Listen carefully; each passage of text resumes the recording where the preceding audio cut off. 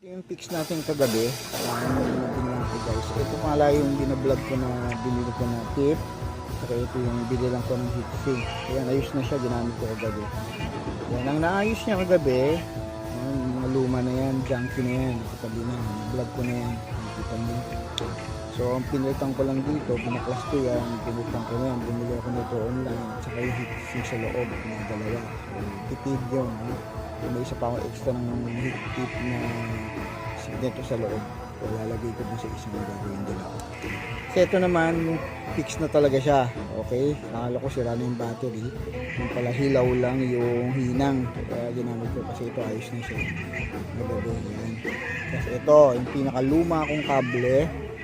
Yung pinilitan ko na ng, yan, nakita niya yan. Bago na siya. Mas ginamit ko siya kagabi. Okay na siya, magagamit na siya sa gig. Hindi na tayo bumili ng kable. Kable na yan, mahal.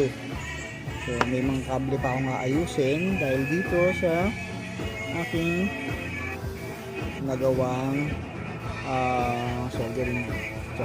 So ito, fix tayong gagawin para makalis tayo sa ating mga gamit sa gig. Alright?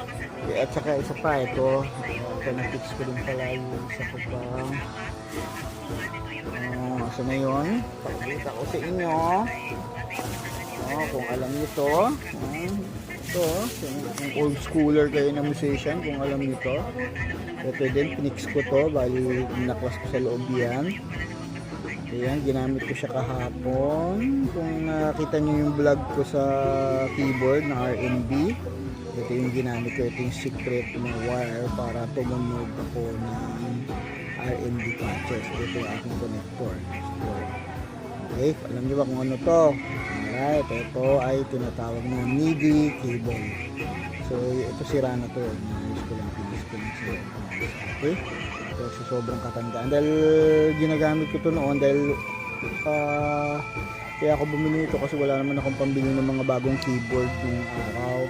Ang keyboard kasi noon mga Trinity, Triton, wala akong pambili nun. So ang gamit ko X5D.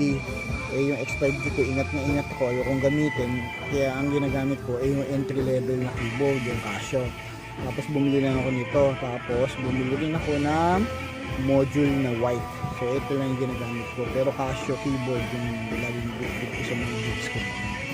So ayun, tatawanan niya ako kasi Casio yung gala ko. Pero ang sikreto ito. This one at saka yung module. May nakakabit na module doon sa aking keyboard.